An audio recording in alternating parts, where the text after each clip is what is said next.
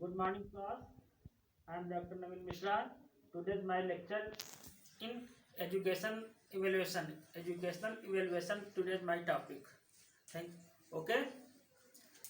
The topic is educational.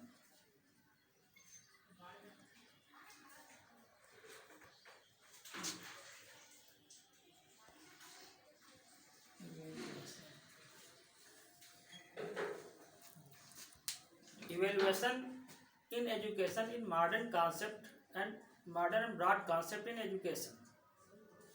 जैसा कि हम जानते हैं कि मूल्यांकन एक नवीन अवधारणा है शिक्षा के क्षेत्र में। इसका क्षेत्र बहुत व्यापक और विस्तृत है।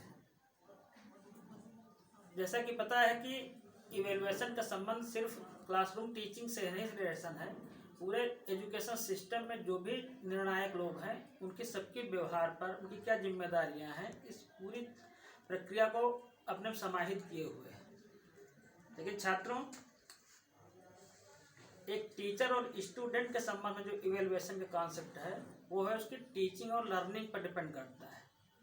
टीचिंग और लर्निंग दो पोल पे आधारित है। एक है टीचर का काम है टीचिंग करना और स्टूडेंट का काम है लर्न करना। लेकिन इन दोनों को एडमिनिस्ट्रेट करने वाली जो बॉडी है, कॉलेज का प्रशासन है, टाइम टेबल है, व्यवस्थाएं हैं, इस सबकी भी अपना एक रोल होता है जिससे प्रॉपर एजुकेशन चल सके। सो अगर हम इवेल्युएशन को एक शब्द में डिफाइन करने की कोशिश करें तो इसका अर्थ डिजायरेबिलिटी यानी वांछनीयता का स्तर। वांछनीयता किसके संदर्भ में? शिक्षक की क्या भूमिका है और क्या होनी चाहिए, छात्र की क्या भूमिका है और छात्र क्या होना चाहिए, प्रशासन की क्या व्यवस्था है, उसका क्या रोल है, उसकी अपनी भूमिका है। तो इनको सुनिश्चित कौन करेगा, किसके आधार पर होगी?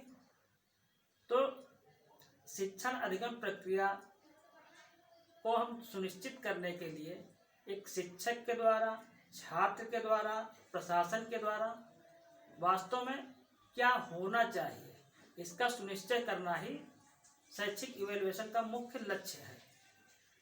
इसको निश्चित करने के लिए हम सिर्फ मौखिक रूप से नहीं कह सकते।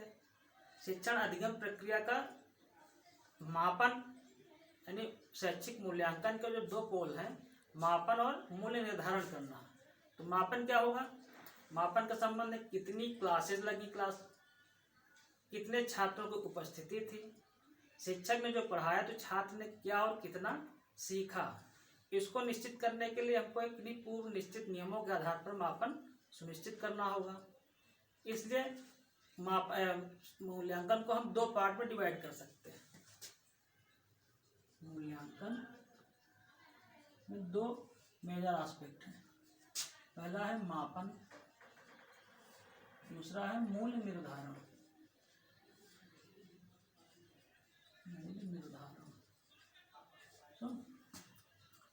मापन किन्हीं पूर्व निर्धारित नियमों के आधार पर अंक प्रदान करना, किन्हीं नियमों पर अंक सुनिश्चित करना।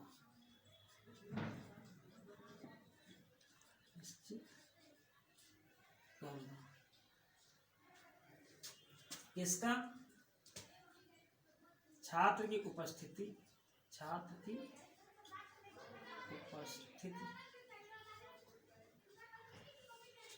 शिक्षक के द्वारा लिए गए क्लासों की संख्या, शिक्षक के क्लासेस कक्षाएं, कक्षा शिक्षण,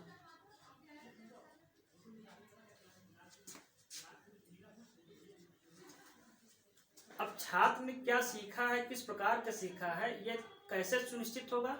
छात्र क्लासरूम में कितना आया है, छात्र की विषयगत में क्या उपलब्धि हुई है, जो नियमित छात्र थे उनकी क्या स्थिति है, और एक पर्टिकुलर स्टूडेंट की क्या पोजीशन है। इसका हम निर्धारण तब कर पाएंगे जब पूरी क्लास का अचीवमेंट देखा जाएगा। तो ये मापन का गुणात्मक पक्ष है। गुणात्मक पक्ष इसका छात्र की कक्षा में सापेक्षिक स्थिति, अगर सारे छात्रों की उपलब्धि कम है तो इसका अर्थ है कि शिक्षक की टीचिंग स्टाइल में कुछ चेंज करने की आवश्यकता है। अगर किसी पर्टिकुलर स्टूडेंट की उपलब्धि कम है तो इसमें देखा जाएगा कि छात्र की क्लासरूम अटेंडेंस क्या है, उसका बौद्धिक स्तर क्या है, इसके आधार पर हम छात्र की उपलब्धि को सुनिश्चित कर पाएंगे। सो दैट मूल्यांकन के जो 2 टाइप्स हैं, मेजर टाइप्स हैं, उन पर हम डिस्कस करेंगे। फर्स्ट है टाइप्स ऑफ इवैल्यूएशन। फर्स्ट है समेटिव इवैल्यूएशन, सेकंड है फॉर्मेटिव।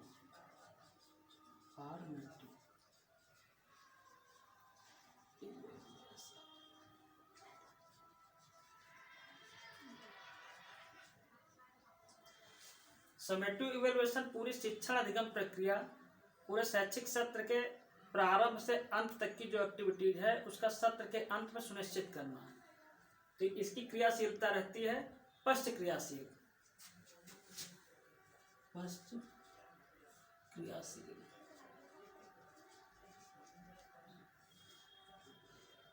प्रोएक्टिव, यानी सुधार की कोई गुंजाइश नहीं है। पूरे सत्र तक शिक्षा अधिगम प्रक्रिया आयोजित की गई, छात्र ने कितनी उपस्थिति थी, शिक्षक ने पढ़ाया कि नहीं पढ़ाया, इसका कोई निर्धारण हम नहीं कर सकते।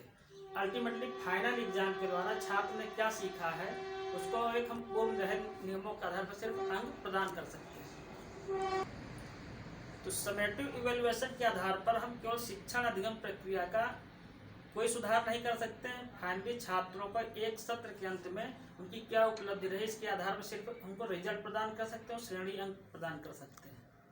सेकेंड, फॉर्मेटिव इवैल्यूएशन, इसका लक्ष्य रहता है पूरी शिक्षण अधिगम प्रक्रिया में कितना सुधार संभव है।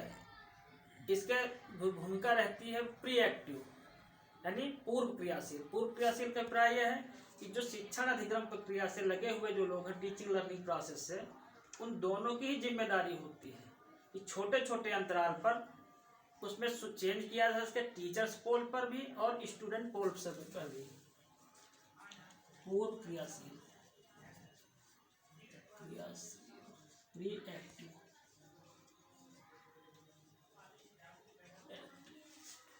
इस मूल्यांकन के इस स्वरूप के द्वारा हम पूरी शिक्षण अधिगम प्रक्रिया में सुधार कर सकते हैं और फीडबैक दे सकते हैं। छोटे छोटे स्टेप्स में टीचर और स्टूडेंट का इवैल्यूएशन होता है और अल्टीमेटली पूरी शिक्षण अधिगम प्रक्रिया को फाइनली इम्प्रूवमेंट कर सकते हैं। Thank you, that's all.